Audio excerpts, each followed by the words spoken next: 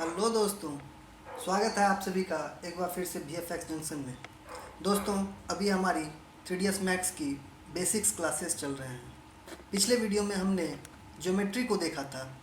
आज हम spline shapes पे बात करेंगे, जिसमें lines, rectangle, circle, ellipse, arc इत्यादि ढेर सारी चीज़ें हैं। आज हम देखेंगे कि कौन सा चीज़ किस तरीके से काम करता है। तो चलिए शुरू करते हैं आज का वीडियो।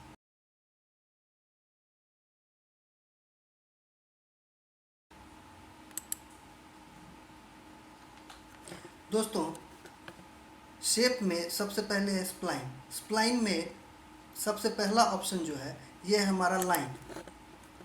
लाइन क्या होता है? लाइन बेसिकली एक लाइन होता है जिसकी मदद से हम ढेर सारे ऑब्जेक्ट्स बना सकते हैं, ढेर सारी कॉम्प्लेक्स ऑब्जेक्ट्स बना सकते हैं। दोस्तों, स्प्लाइन में सबसे पहला ऑप्शन लाइन का है। लाइन क्या होता है? दो वर्टेक्स के बीच में जो एक एज होता है उसे हम स्प्लाइन बोलते हैं। स्प्लाइन सिर्फ दो चीज़ों से मिलकर बना होता है, एक वर्टेक्स और दूसरा एज। इस स्प्लाइन की मदद से हम बहुत से ऑब्जेक्ट्स बना सकते हैं, बहुत से कॉम्प्लिकेटेड ऑब्जेक्ट जो कि बॉक्स के सहायता से बनाना थोड़ा मुश्किल होता है, तो उसे हम स्प्लाइन की मदद से बहुत ही आसानी से क्रिएट कर सकते हैं। आइए हम बात करते हैं स्प्लाइन के कुछ फीचर्स के बारे में। सबसे पहले हम कोई एक ऑब्जेक्ट क्रिएट करते हैं, जैसे कि मान लीजिए हमें बॉक्स क्रिएट करना हो। तो बॉक्स क्रिएट करने के लिए हम क्या करते हैं कि जैसे ही व्यू पोर्ट पे एक क्लिक करेंगे, आप देखेंगे कि वर्टेक्स आ जाता है। उसके बाद आप ड्रैग करके दोबारा क्लिक करेंगे तो दोबारा वर्टेक्स आएगा। उसके बाद इस तरीके से आप जो भी शेप बनाना चाहें वो शेप आप बना सकते हैं। फिर जब शेप बनाने के बाद आप पहले वाले वर्टेक्स के पास क्लिक करेंगे तो आपके पास ये ऑप्शन आएगा, क्लोज द स्प्लाइन। इसका मतलब होता है कि आपने जो ये एरिया को लाइन से कवर किया है, आप इस एरिया को बंद करना चाहते हैं। यानी आप अगर इसे यस कर देंगे तो ये ऑटोमेटिक बंद हो जाएगा। अगर आप दूसरा कोई शेप हम बनाते हैं और इसमें जब हम करते हैं तो फिर से हमारा आता है, अगर हम इसे नो कर देते हैं तो क्या होगा? तो ये बंद नहीं होगा, हमारा ये लाइन आगे के लिए तैयार रहेगा। अगर इसे हम ख़त्म करना चाहते हैं तो सिंपली हम राइट क्लिक करते हैं तो ये ख़त्म हो जाता है। अब हमारे सामने में दो शेप है, लेकिन दोनों में डिफरेंस क्या है कि ये चारों तरफ से बंद है जबकि ये बंद नहीं है। आप देख सकते हैं यहाँ पे एक गैप है।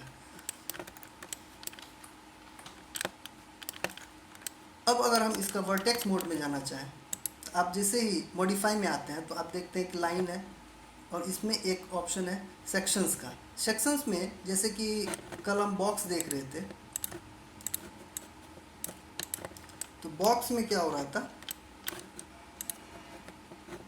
कि जब इसे हम एडिटेबल पॉली बनाते थे तो इसमें हमारे पास 5 ऑप्शंस आते थे। एक वर्टेक्स का, एज का, बॉर्डर का, पॉलीगन और एलिमेंट का। लेकिन जब हम शेप की बात करते हैं तो शेप में हमारे पास वर्टेक्स आता है, सेगमेंट आता है और स्प्लाइन आता है। अब हम एक एक करके तीनों के बारे में जानते हैं। सबसे पहले वर्टेक्स पे जब हम क्लिक करते हैं तो आप देखते हैं कि चारों कॉर्नर पे जो भी वर्टेक्स है, कल ही पिछले वीडियो में मैंने आपको बताया था कि दो एज जहाँ पे आकर मिलते हैं उस जगह पे एक वर्टेक्स क्रिएट होता है। तो जैसे ही हम वर्टेक्स पे क्लिक करते हैं तो हमारा वर्टेक्स ऑन हो जाता है, और जैसे ही आप उस पर क्लिक करेंगे तो ये रेड कलर से हाईलाइट हो जाता है। तो इसका मतलब होता है कि ये वाला वर्टेक्स हमारा सेलेक्टेड है। अगर हम इसे आगे या पीछे करना चाहें तो हम मूव टूल की मदद से आसानी से कर सकते हैं। उसी तरीके से दूसरा ऑप्शन है सेगमेंट का। सेगमेंट क्या होता है? सेगमेंट बेसिकली एक एज होता है। आप देख सकते हैं जैसे ही मैंने सेगमेंट को सेलेक्ट किया और एज पे क्लिक किया तो ये हमारा रेड कलर में हाईलाइट हो गया। अब अगर हम इसे बढ़ाना चाहे या घटाना चाहे तो आराम से बढ़ा या घटा सकते हैं। उसी तरह से स्प्लाइन होता है। स्प्लाइन का मतलब होता है जो वर्टेक्स और एज दोनों, आप देख सकते हैं जैसे मैंने स्प्लाइन इस पर क्लिक किया तो इसने वर्टेक्स और एज सबको एक साथ सेलेक्ट कर लिया। अगर हमें पूरे ऑब्जेक्ट को सेलेक्ट करना हो तो हम स्प्लाइन की मदद से कर सकते हैं। अब इसमें ढेर सारे ऑप्शंस हमें यहाँ पे दिखाई दे रहे हैं। इसमें से कुछ कुछ ऑप्शंस ऐसे हैं जो कि हमें अक्सर यूज़ में आते हैं। चलिए एक एक करके हम उसके बारे में भी जानते हैं। अब जैसे कि ये दूसरा वाला ऑप्शन है, यहाँ पे हमने देखा था कि यहाँ पे हमारा वर्टेक्स अभी बंद नहीं है। तो इसमें डिफरेंस क्या होगा, मान लीजिए जैसे ये हमारा क्लोज्ड स्प्लाइन है, इस पर जब हम एडिटेबल पॉली या एक्सट्रूड करेंगे तो ये हमारा एक बॉक्स के शेप में आ जाएगा। अब देख सकते हैं ये हमारा बॉक्स तैयार हो गया। लेकिन अगर हम इसे करेंगे, इस पर अगर हम एक्सट्रूड डालते हैं तो ये हमारा बॉक्स क्रिएट तो होता है लेकिन ये अंदर से हॉलो रहता है।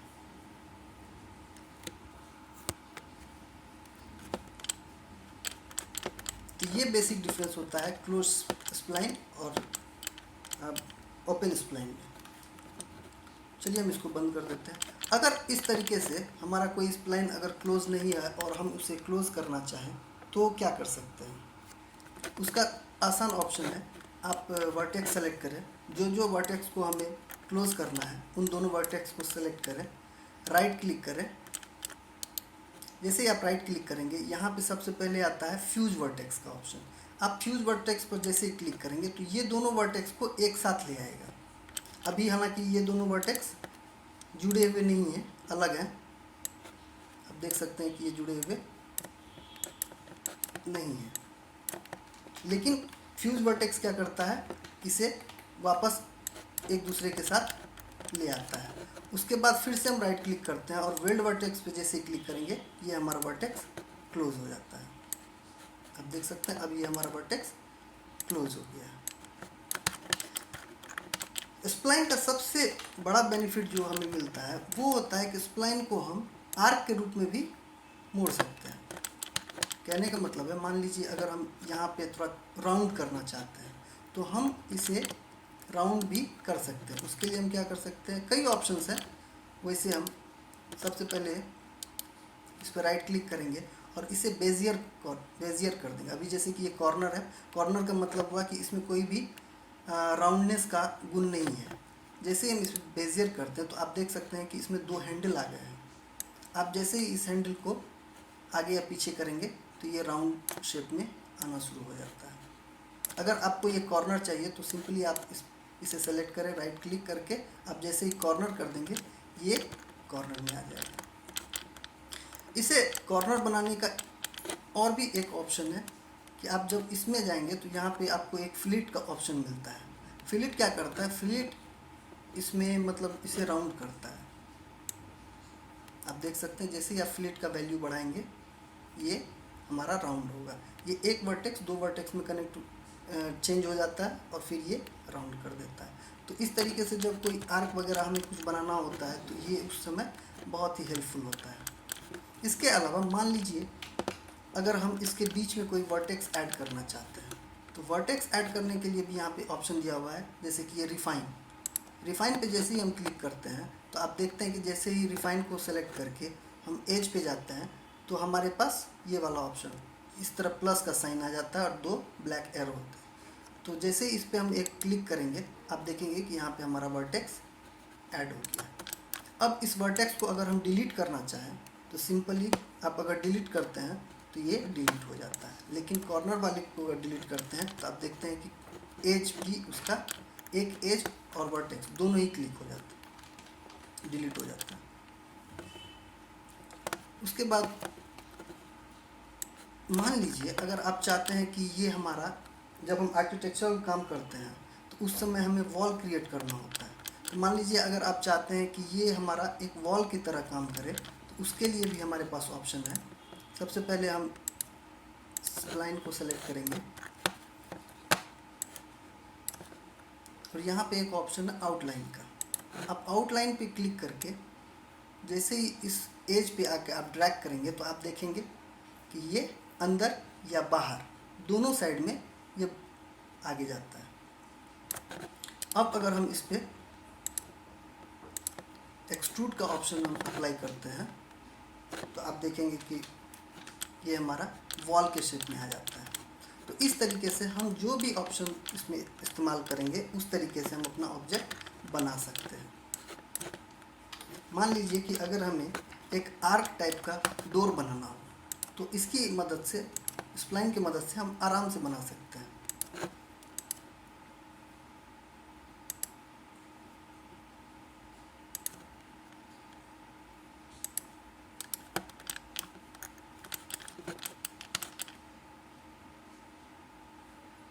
अगर हमें वर्टेक्स मोड में जाना हो तो इसके लिए एक शॉर्टकट होता है 1। अगर हम कीबोर्ड पे 1 प्रेस करेंगे तो ये वर्टेक्स मोड में ऑटोमेटिक आ जाता है।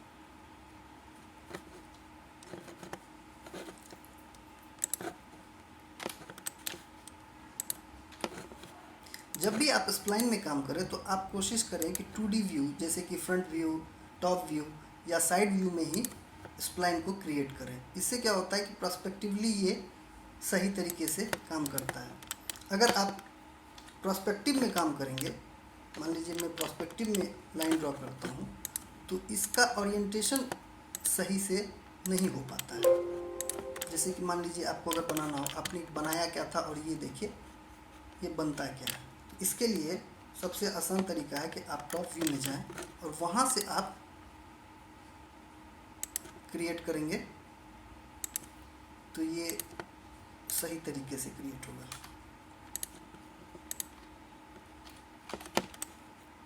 आप देख सकते हैं दोनों में क्या डिफरेंस आता है। एक चीज़ और कि मान लीजिए अगर आप कोई शेप बना रहे हैं और गलती से अगर आपका वर्टेक्स कहीं और क्लिक हो गया है या क्रिएट हो गया है, तो उसके लिए आप क्या करेंगे? उसके लिए सिंपली है कि अगर आप बैक जाना चाहते हैं तो आप बैक स्पेस को जैसे ही क्लिक करेंगे, ये हमारा वर्टेक्स वहाँ से हट जाएगा। अब जितनी बार बैक प्रेस करेंगे ये उतने वर्टेक्स को पीछे की तरफ कर देगा। तो इस तरीके से हम स्प्लाइन की मदद से कुछ भी बना सकते हैं। आपको मैं एक छोटा सा एग्जांपल के लिए दरवाज़ा बना के दिखाता हूँ, आर्क टाइप का दरवाज़ा।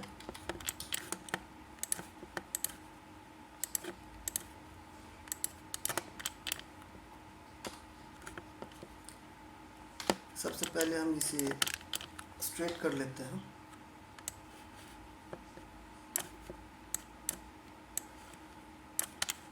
अब इसमें देखिए एक ऑप्शन और आता है आर्क का।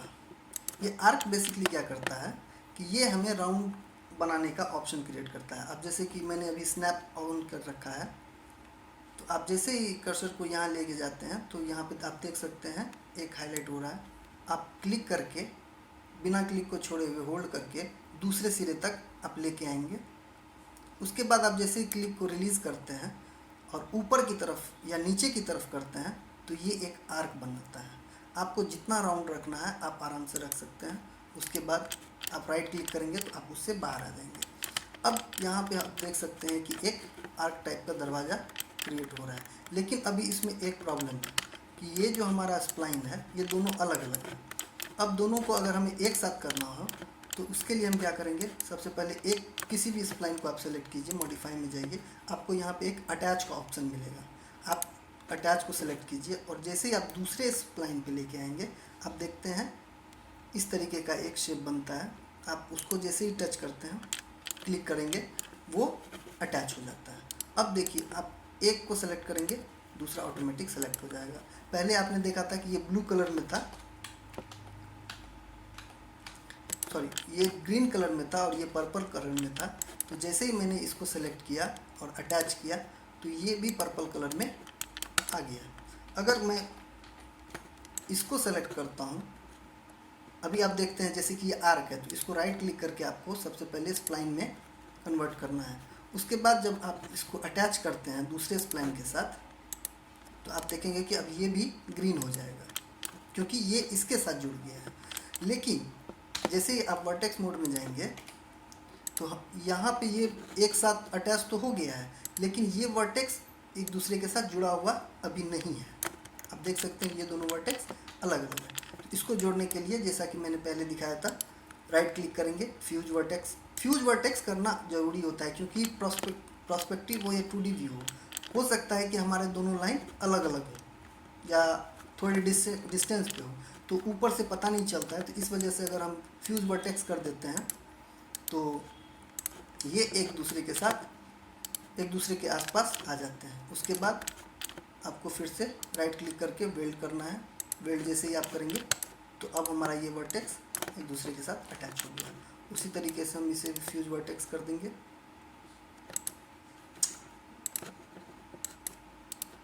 फ्यूज वर्टेक्स और वेल्ड वर्टेक्स। अब ये हमारा जुड़ गया। अब हम क्या करेंगे, यहाँ से इसे एक्सट्रूड कर देंगे। हो सकता है कि ये पैनल आपके सिस्टम में नज़र नहीं आ रहा हो, तो इसको बोलते हैं मॉडिफायर सेट। और इस मॉडिफायर सेट को कैसे क्रिएट करते हैं, इसके लिए मैंने एक अलग से वीडियो बना रखा है। आप हमारे चैनल पे जाकर उस वीडियो को देख सकते हैं, या लिंक मैं डिस्क्रिप्शन बॉक्स में दे दूँगा, आप वहाँ से भी इसको देख सकते हैं। तो अब हम इसमें एक्सट्रूड डालेंगे।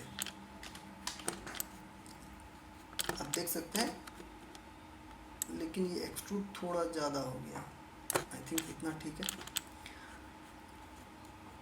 अब ये हमारा एक्सट्रूड हो गया। अब मान लीजिए इसमें अगर हम पैनल बनाना चाहते हैं तो हम सिंपली इसमें एडिट पॉली डालेंगे, पॉलीगन को सेलेक्ट करेंगे, इंसर्ट करेंगे,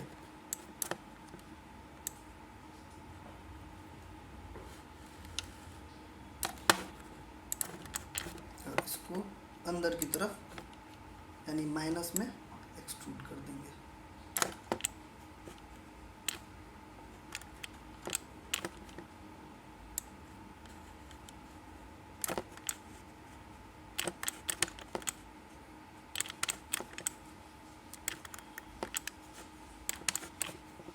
देख सकते हैं, इसमें काम करना बेहद आसान होता है और जटिल से जटिल चीज़ों को आप बड़ी आसानी से बना सकते हैं।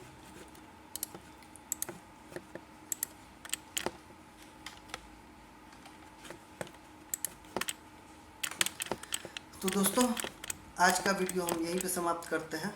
अब अगले वीडियो से हम मॉडलिंग की चीज़ें देखेंगे, मॉडलिंग के बारे में जानेंगे। हालांकि अभी इसमें बहुत सारी चीज़ें हमें बात करने के लिए रह गई हैं, लेकिन जैसे कि इसमें लाइट है, कैमरा है, बाकी सारी चीज़ें हम जब मॉडलिंग शुरू करेंगे तो उसके साथ देखेंगे। क्योंकि अभी आपको अगर मैं लाइट बताऊं तो शायद आप उस तरीके से लाइट को समझ नहीं पाएंगे, लेकिन जब हम कुछ बनाएंगे और उसमें लाइट डालेंगे तब आपको समझाना थोड़ा सा और आसान हो जाएगा। अभी आप देख सकते हैं कि लाइट को समझने के लिए आपको रेंडरिंग समझना पड़ेगा, मटेरियल समझना पड़ेगा। तो वो जब हम कोई चीज़ बनाएंगे, कोई किसी चीज़ का मॉडल करेंगे, तो उसके साथ हम जब सीखेंगे तो ज़्यादा बेहतर तरीके से हम सीख पाएंगे। तो आज की वीडियो में बस इतना ही। उम्मीद करता हूँ कि आपको ये वीडियो अच्छा लगा होगा।